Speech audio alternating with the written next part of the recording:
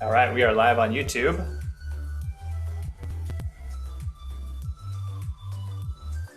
So we'll go ahead and hang out for a minute and see if people are joining us live. Let this song play through.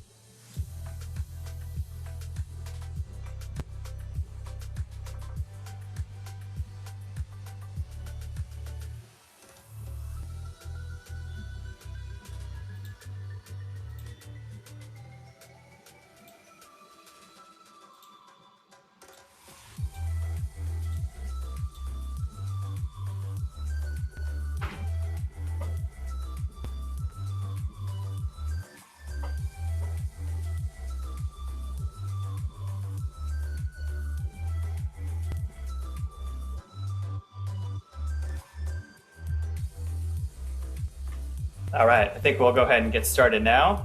Let me go ahead and cut the music and stop the screen share and cancel my spotlight.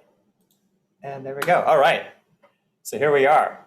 So thanks to you all for being here today and being part of this journey as we're kicking off this new initiative, Emancipatory Education Now. And thanks to anyone who's watching this live or watching the recording later. So my name is Brian. I work in the Dean's office, well, a part of the Dean's staff on the Lurie College of Education at San Jose State University. And so I'm here just to kind of kick things off, just to introduce what this is. So we're calling this Emancipatory Education Now. And the idea behind this is that we wanted to have an initiative where we're bringing together students from across our college and across the university to really engage in deep critical dialogues to really examine what emancipatory education looks like, how it's enacted. So really critically examining policies, practices, research that are upholding systems of oppression within education, but also those that are creating opportunities for more liberatory experiences and opportunities within education. So we have our team of co-hosts here, so we're going to have them introduce themselves in a second. I guess before we do that, just wanted to share. So part of the reason that we wanted to have this initiative specifically is that last year, or earlier this year, actually, feels like last year, earlier this year in 2020, the College of Education established a new strategic plan. And part of that strategic plan focused on talking about who we are and what we do. And so I just want to read that real quick. So our kind of identity statement is that at the Lurie College of Education, we prepare transformative educators, counselors, therapists, school and community leaders. We do this through an emancipatory approach across our teaching, scholarship, and service in 4 priority areas: community engaged, culturally sustaining, interdisciplinary, and holistic. And so that statement and those areas are kind of what are driving a lot of the conversations, the initiatives that we're putting in place. And so this initiative was kind of an extension from that conversation that we had last year. So that's enough from me. So now I want to turn it over to our student co-hosts. I'm not going to read you all alphabetically in order. I'm just going to look at the participant list here. So we have Leslye joining us from the EDD doctoral program, Anne, who's joining us from the counselor education department, Gabi, who's joining us from sociology, Jackie, who's joining us from child and adolescent development, and Vinson, who's joining us from child and adolescent development. So I want to have them introduce themselves to you all watching live and watching this later by sharing their name story, which was an exercise that we did as we were going through our kind of orientation and to one another initially a little while ago. And then they'll talk about some of the topics that they're planning to dive into in some of our upcoming dialogues. So that's it. I'm going to turn my mic off after this. So if one of you wants to start off by sharing your name story, and then you all can take over from there.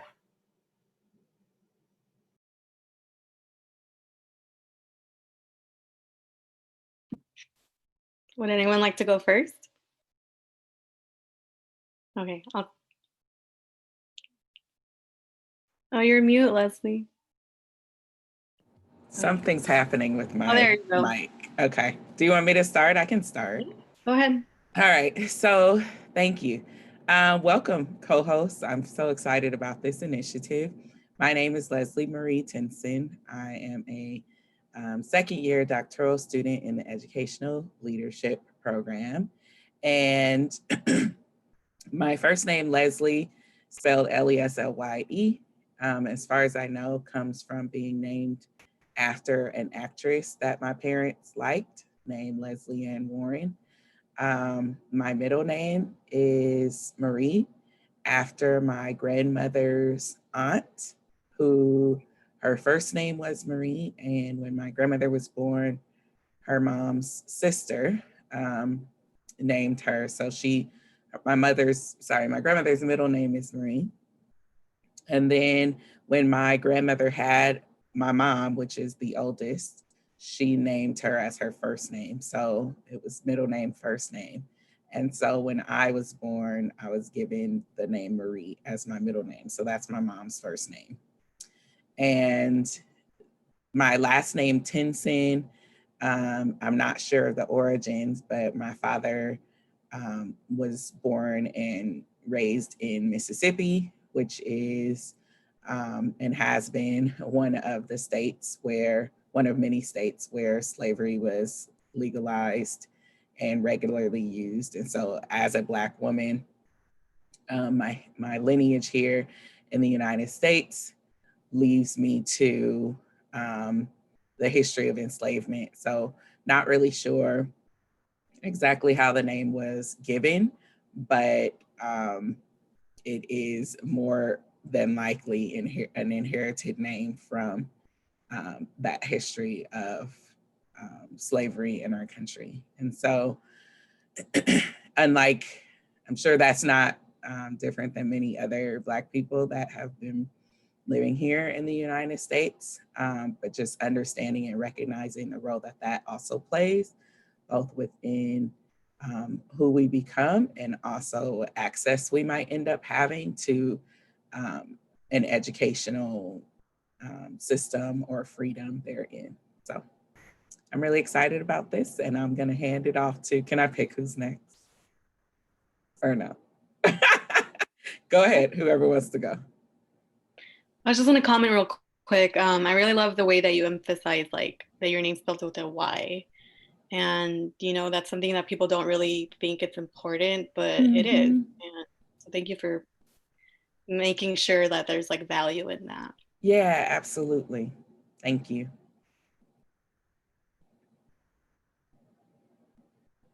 I can go next.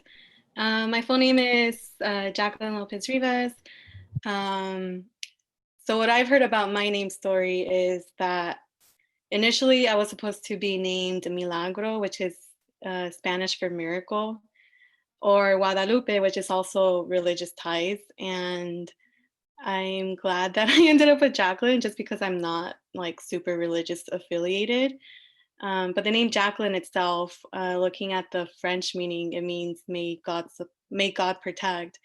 And even though I'm not like super religious, it's still something that resonates with just like my identity. And also with that, we also talked about how like nicknames, like of how we feel about those.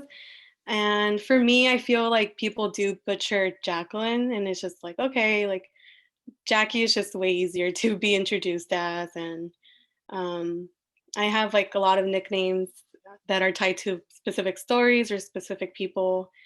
And I really like that I have that connection to different people. And then in terms of last names, I know Rivas is like, it's Spanish, like from Spain. But I don't know. I don't know that much about like my lineage in terms of Mexico and just my ancestry. Something on my list to do though, for sure. Yeah.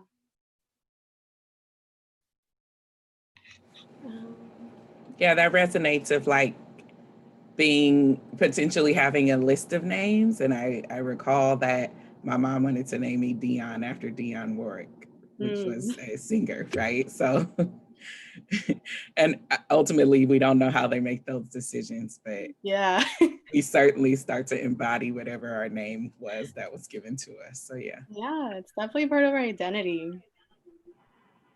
Oh, that's so funny. My mom also, she wanted to name me Augustine, because I guess she wanted some kind of like gender, I don't know. She wanted me to have like a cool nickname.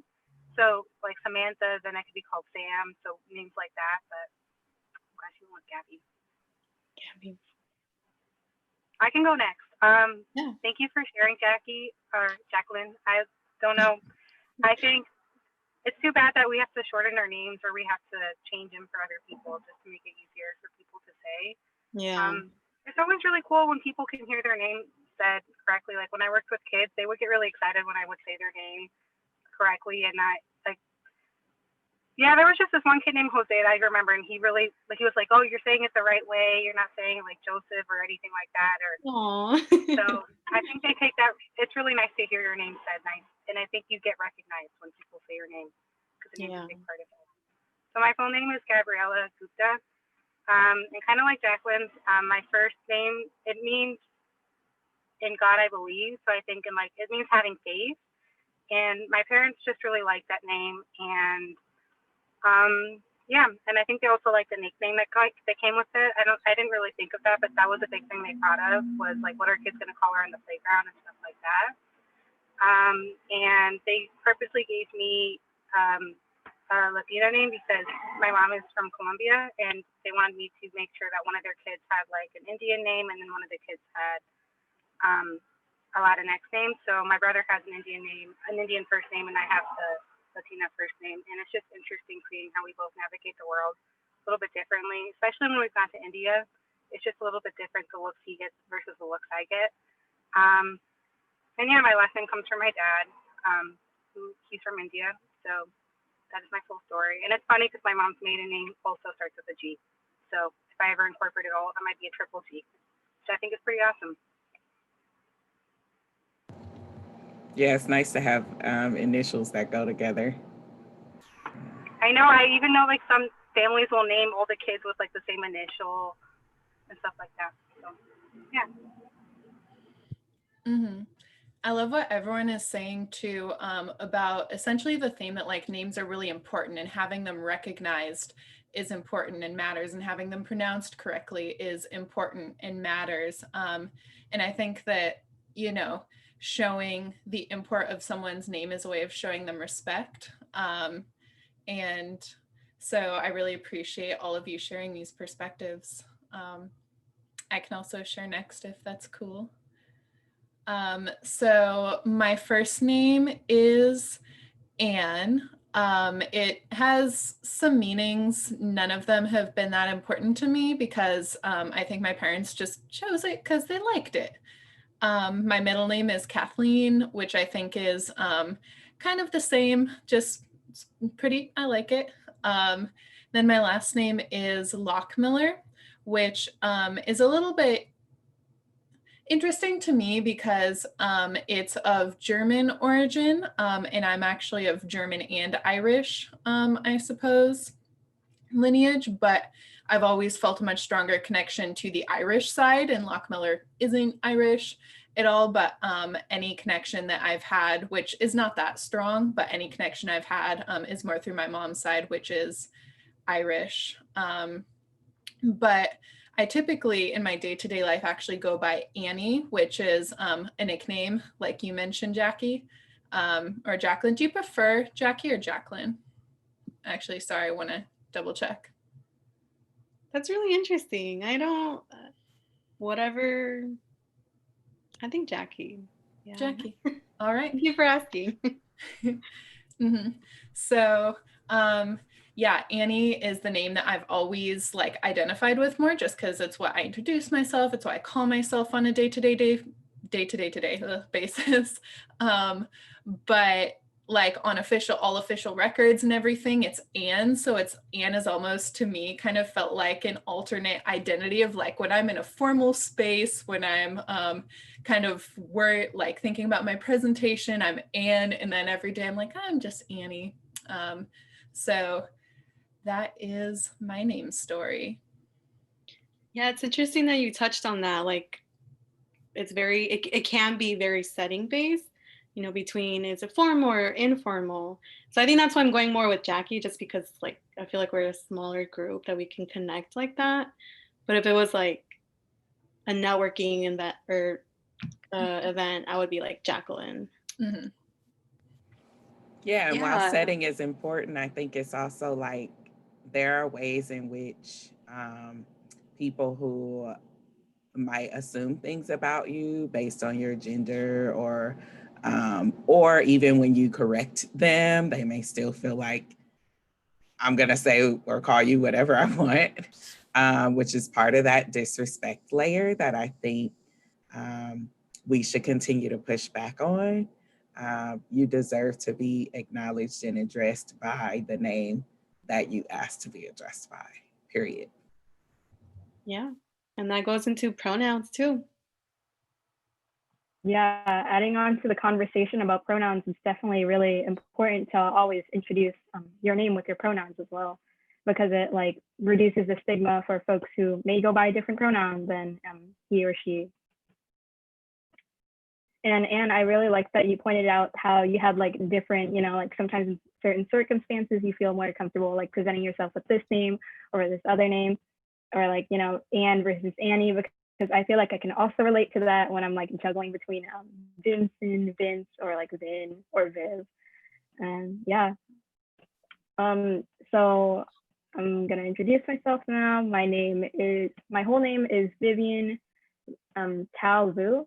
So my first name, Vivian, is my legal name, which I don't really go by that often, but I do like to talk about it because my dad picked it intentionally, because there are some letters in that name that is similar to his name. So it kind of like spells out his name also. And he was really particular about picking names with V's because he believes it's really important to have like, the initials in our family to be like VV. So like my last name and my first name, the initials are VV, and like my siblings and my dad as well. So it's like a little pattern going on in our family. And my middle name is a Vietnamese first name, and it stands for respectful of parents. And I believe that it shapes my identity a lot, because whenever I'm doing something, I always think about like my parents and how they're gonna like respond or feel whenever I'm doing something. And I always, take that respect into like mine. So definitely it shapes who I am. And my last name is also a Vietnamese last name. It's VU or Vu. Sometimes people pronounce it wrong and it could mean something else different in Vietnamese, but definitely like I try to correct folks. And as for my preferred name, Vinson, which I go by now pretty often, I picked it myself, taking into consideration how my dad wanted our names to be VV. And it still keeps on the pattern of, having the initials and the same letters spelling out each other's names in the family. So that's the story of my name. Thank you, Vincent, for mentioning our gender pronouns. And when you said that, I am seeing that mine disappeared off of my name. So I was trying to figure out why it edits. But anyway, I think it is definitely important to mention that and acknowledge that. And so I appreciate you sharing that both with us and with the larger community. My gender pronouns are she and her. Yeah, and I think sometimes there's like on Zoom, there's no pronoun section. So the way you go around that is like when you go into your Zoom account, you change your last name to have your pronouns, and then it will like automatically be there. Thank you for that. I didn't know that. Mm-hmm. My pronouns are she, hers as well. Thank you, Vincent, for bringing that up. And I think BV looks really cool too, because it also looks like a W sometimes. Like, I don't know. It looks like a superhero thing, BV. Well, that's the Wu-Tang too, just to let you know. If anyone likes Wu-Tang. My pronouns are she, her. I as well go by she, her. I forgot to say my pronouns earlier, but my pronouns are they, them, theirs, and he, him, his. Awesome. Yeah. So now that we've kind of name, like what is the other V name that they picked for your sibling? The other V name? For your sibling. Oh, Vanessa. Yeah. Oh, okay. I was thinking Victoria. I was like, because there are so little names with V's. Okay, that's a nice thing.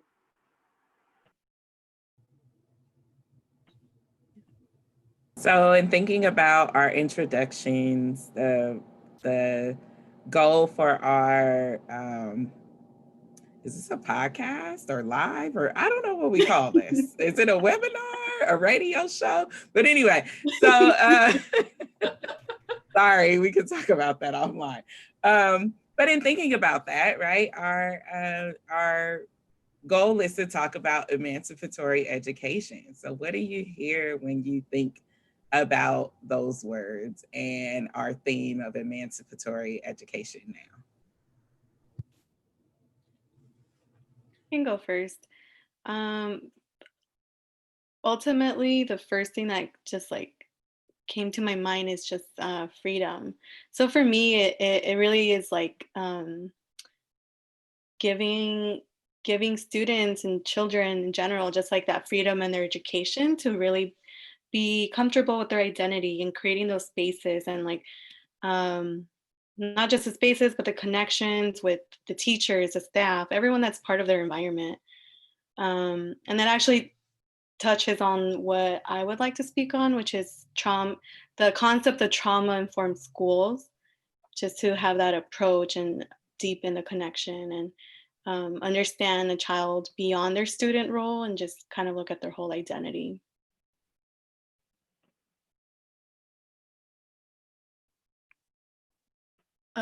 Yeah, Jackie, I agree that I also think about freedom, and I specifically think about the freedom to choose whatever they want to do, whatever they want to be, whatever they want to learn about, whatever path they want to pursue, and the fact that the way education currently functions, that is not available to all students. There are many students who, by a variety of factors, are barred or discouraged from pursuing certain paths or having access to certain resources. And so in my mind, emancipatory education is reversing or abolishing and changing those systems so that such barriers do not exist for any students. Yes. Yeah, that's really important. It's just, there's this whole thing about, our risk factors and how to build resilience and how to really just support children. And it starts at a really young age, Mm-hmm. Like in utero. Yeah. It starts. You gotta be on that. Yeah. When I think about emancipatory education, I think about the word freedom, but I also think about liberation and liberation around our ability to move past systems of oppression, specifically how our educational system has been set up in a way to teach us about white folks and reinforce white ways of thinking and doing and being. And in essence, how that might be, how that is completely oppressive to many students at all levels of the institution. We're all college and master's and doctoral students and still potentially facing these same hurdles when college, the higher ed, is supposed to be this space where we're able to achieve real freedoms. But we might think about policies and practices and even the mission statements of schools and how they don't match up with how students are treated and how they're learning, the topics that they're learning about show themselves or how they're able to see themselves within the curriculum. I think that's something that's very important.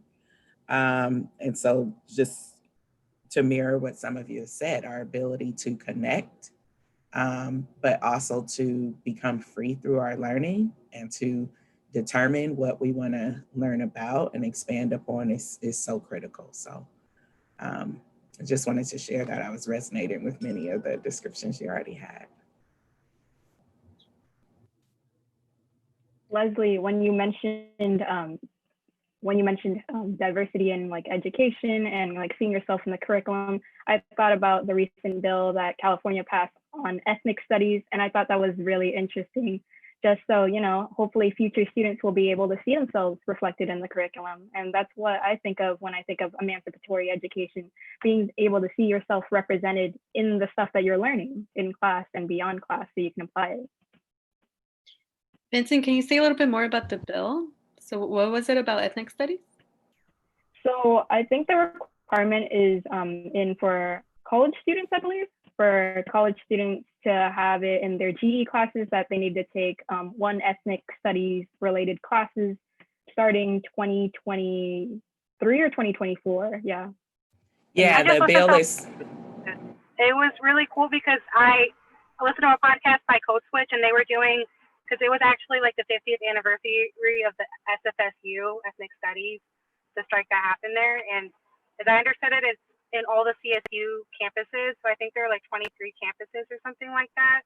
And it's the biggest public university system in the country. So I think it's really cool that everyone, in order to graduate, is going to have to be educated in some shape or form about race. And I think it's really important because I don't know if you guys saw, this is also kind of related, that our president is calling it anti-American and barring government agencies from learning about white privilege and things like that. So I think it's really important to learn about those things. Yeah, and just for our audience, the bill is Assembly Bill 1460, which was signed by Governor Gavin Newsom last month. And I believe you're correct, Vinson. The students that will be entering the system in 23-24 academic year will have this as part of their curriculum. But one of the things that I think is important to note is that people have at minimum, been fighting for this requirement since 1968. And the fact that we are only being given 3 of 120 units for a bachelor's degree, and that people were in opposition to giving over 3 units to talk about and amplify the stories of Black people, Indigenous people, Asian American people, Latinx people, is just part of that piece around oppression within education, right? I mean, there were active movements to resist this change.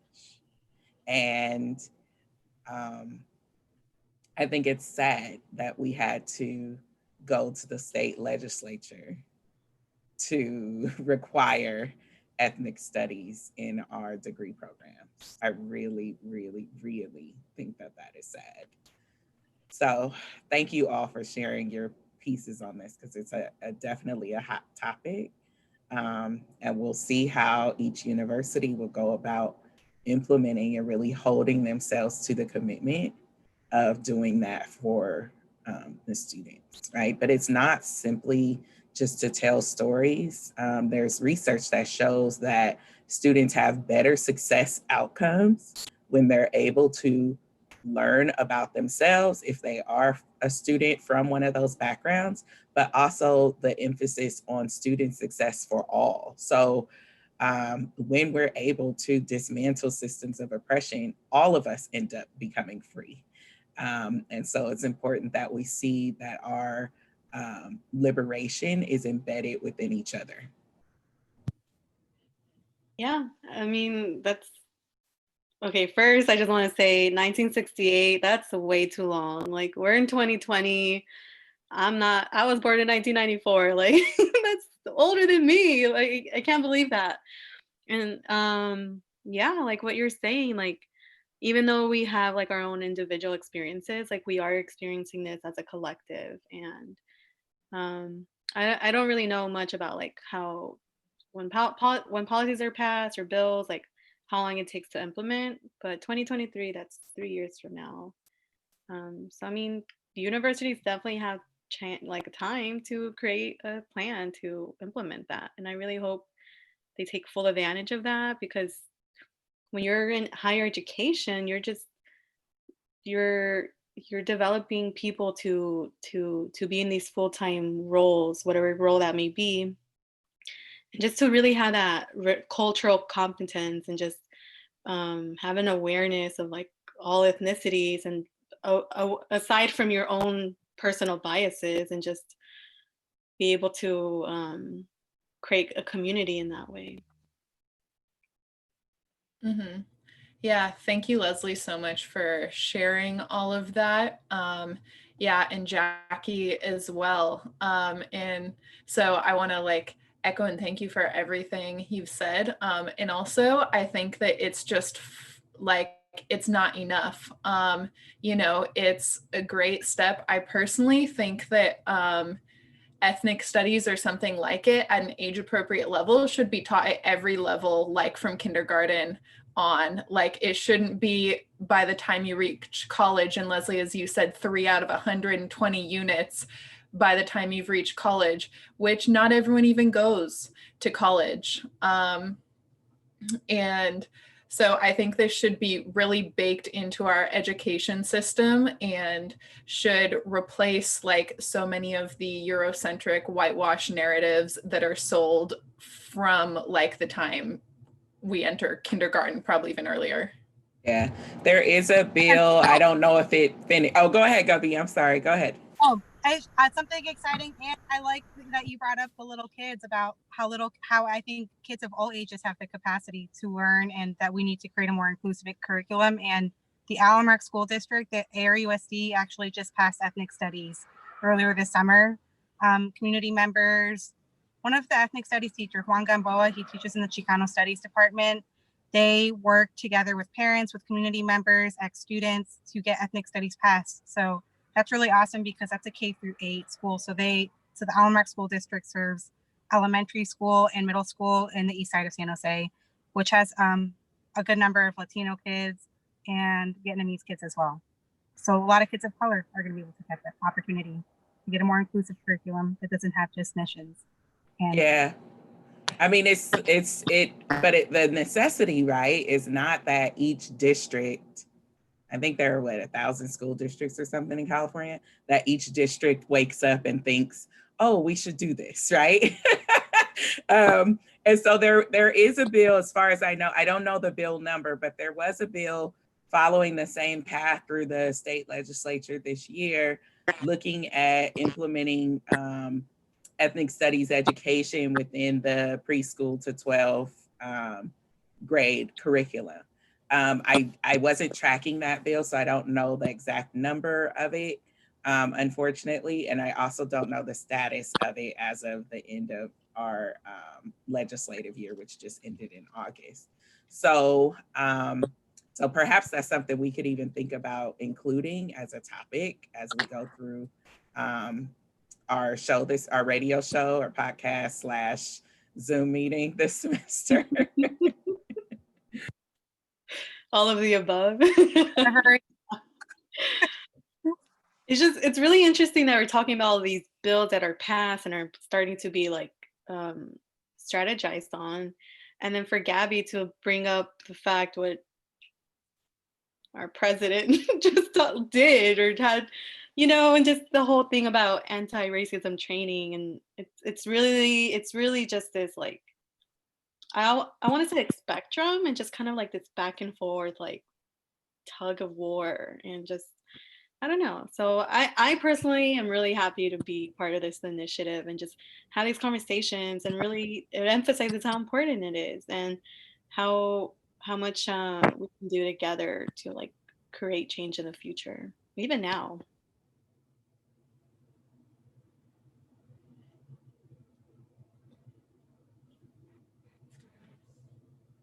Did everyone share their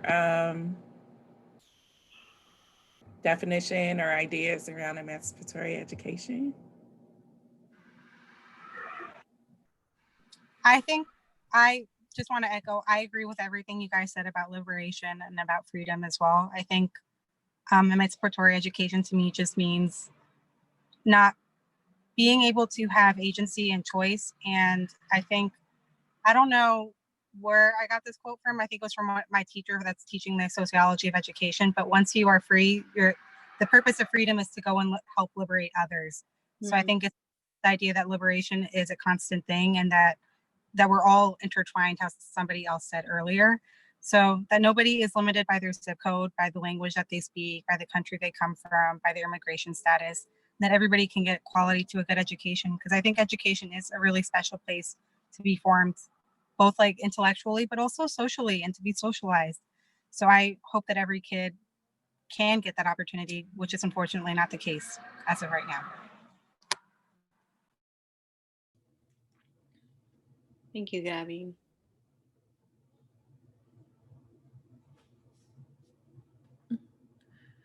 Also, I don't know if people, I think Leslye, you mentioned it. Did we also want to talk a little bit about what like this topics that we wanted to, oh, Jackie, I think you mentioned it as well, the trauma-informed schooling. I don't remember if Vinson or Gabi, if you mentioned those yet. If you didn't, I forgot, I'm sorry. Future topics for each week? Is that what you want us to mention? And I mean, I'm really curious, yeah. And I don't know if I talked about mine, the like a topic that I really want to talk about, I feel like is a little bit similar to something you mentioned, Leslye, but I wanted to talk about like soft power and moral value and how that's cultivated in children, and just the activities that they participate in, and how children are conditioned to like behave in ways that maintain systems of power, essentially. I really want to like talk a little bit about Lisa Delpit's book, Teaching Other People's Children, which has just like really, of all the pieces I've read while being on the education path, that one has stuck with me the most. And I think it's very interesting and an important aspect of emancipatory education. Annie, did you say soft power? Soft power. Okay. Yeah. So basically just like skills, like how to behave, like how little kids learn how to behave in a way that the teacher goes, oh, that's such a good kid and stuff, and kind of this cyclical reinforcement of, because if the teacher is like, oh, this kid is such a good kid, then they're going to treat them well, and then the kid will get that positive reinforcement, and be like, oh, I'm such a good kid. And you know, a lot of that, like, but what behavior makes a kid a good kid? What behavior makes a kid a smart kid? And the fact is that can often also be denoted by like where one stands in a system of privilege and oppression. Yeah, so like what behaviors are acceptable are determined by, you know, the race and gender and background of the teacher, who then has a certain ideal around how students show up in their room. And there's certainly a lot of evidence of how that can also contribute, that same bias contributes to higher suspension rates among students who are Black and Latinx, for example. To just add to that, I would love to think about us talking specifically about educational practices in light of the COVID-19 pandemic.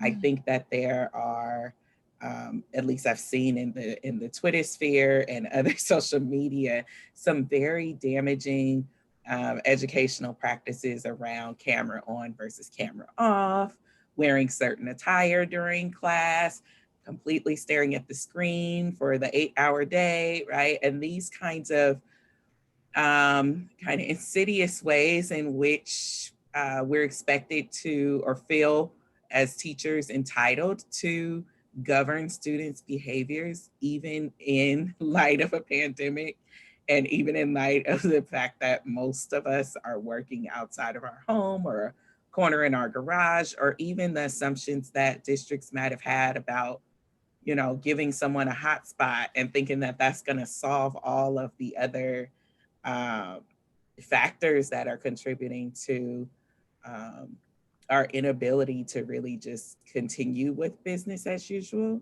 And I think part of emancipatory education could also be removing a lot of those constraints that about how schools do things, right? That we're just holding on tooth and nail to how we do things, instead of like completely unthinking everything now that the pandemic is here. And I think that that could serve as a potential model for what we do in the future, because we can't ever go back in time. But how we move forward post COVID, if that will ever even be a thing, right, is something that's critical as well. And since you mentioned Lisa Delpit's book, I want to mention Bettina Love's book, We Want to Do More Than Survive, which is which could be something I think totally we could bring into this particular forum to talk about. Sorry, can you repeat that one more time, Leslye? So I can write it Yes, Dr. Bettina Love, Bettina, love, like love someone. And the book is called We Want to Do More Than Survive. Thank you. Mm-hmm. I love the point that both of you you both made about just how I think school functions in a very strict and policing way, whether it's students policing each other in the classroom or teachers policing the students. And I think that even goes into higher education. I read, it was a tweet, as all great thoughts start out.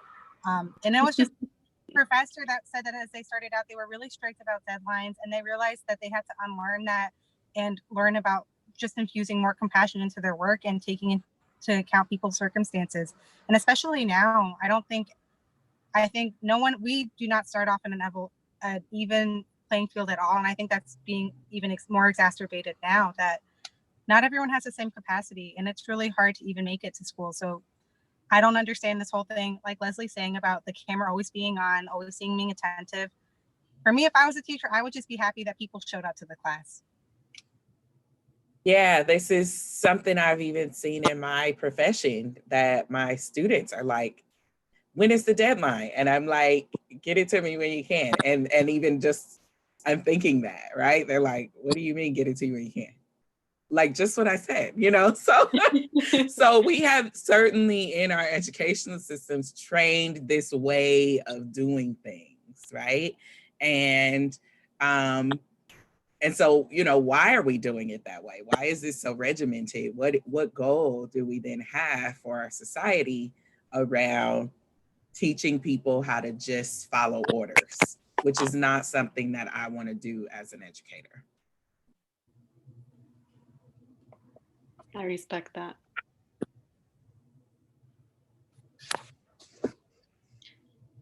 What about you, Vinson? What was your topic? Leslye reminded me of a really good point about surveillance education, and Gabi was elaborating on it as well. And it kind of reminded me of Michael Foucault's book on Discipline and Punish, The Birth of the Prison. And there seems to be, I remember learning about it in one of my classes, where there are parallels between the system of education and the prison system that you can kind of see, kind of like when you were talking about, like when we're like in Zoom meetings and like professors are requiring their cameras on, like that is a form of surveillance, or like why certain procedures exist in schools. It's like surveillance, and kids are, taught that from a very young age, whether it be lining up from like kindergarten, or like, behavior cards, or like getting like, certain like rewards and punishments based on how they're responding in class. And I think that's really interesting, because it also ties into a topic that I would like to bring up on the school to prison pipeline, and how, how stereotypes and microaggressions are upheld because of these biases that exist in society, and how folks manifest them in the education system and policies and practices in schools. So definitely it ties into Anne's topic on, soft power, and just like, how do we like break down these walls in terms of policy, and, help students find their voices, and educators to be more mindful about different identities. Yeah, I think that's an excellent point. And I wonder, I don't know if you've read Monique Morris's book, Push Out, but it's a specific book that looks at the criminalization of Black girls in our education system. And I want to say within the last year or two, an accompanying documentary came out, also by the same name, Push Out, and we have access to it through our library. So I'll send you the link so you can at least watch the video, but it is amazing. It's amazing to see how terrible our system is, and it's equally amazing to see some of the great work that liberatory leaders are doing to undo a lot of that systemic harm. And so I'm really excited about our ability to do this talk show / Zoom / radio podcast together because these are just critical times and critical moments of discourse that I think really demonstrate some of the real problems that we have, but also the great opportunities that we have to get free. So, Brian, I don't know if that's good enough for us to wrap up now, or just want to check in with our moderator. Yeah, that sounds great. I mean, first of all, I just want to say thank you to you all again for just, kind of, like I said, embarking on this journey, bringing this idea to life. And really appreciate you all just, starting by sharing your name stories again with each other and then with our viewers, and just thinking about what that means within the context of education too, right? Just really acknowledging people by their names and how those things are connected to their identities and cultures and histories and, and so many other things. And then, I know I asked you all just to kind of give a preview of some topics that you all want to talk about. And then you got into a deep dive about ethnic studies and, some of the progress, but then also how some of it's been problematic in terms of where we're at now too. So appreciate you all just really diving right into it and getting into some critical dialogue and then sharing a preview of what's in store for the rest of the semester. I'm really looking forward to you all coming together over the course of the semester and just diving deeper into each of those topics. I'm hoping that this will be something that, is really like a benefit, I guess, for our communities. So thinking about our departments, our college, our university, our schools that we're working with, our nonprofit organizations that we're working with, our families, our local networks of people where this can really get a lot of this conversation going. So appreciate you all just being leaders in that regard. So I think, with that, we're at 8 o'clock. So I want to be respectful of your time and our viewers' time. I guess I will say, maybe just to wrap up as a call to action for those of you who are watching this, you got to hear all of our co-hosts share their name stories. And so now that you've kind of seen some examples of that, I would encourage all of you to do that yourselves. So share your name stories with your classmates, with your families, with your colleagues. And I think you'd be surprised to see just what you learn about one another and also how much that kind of positively influences your relationships with all those folks. So I think that's it. I'm going to go ahead and shut off the live stream. But if our co-hosts, if you all can just stay on with me for a few minutes, and then we'll call it a week. So our next session will be actually on Monday, September 21st, and Gabi will be leading that dialogue for us. So we'll look forward to folks joining us again in a couple weeks. That's it. Take care, everyone. Stay hydrated. Yeah, definitely stay hydrated.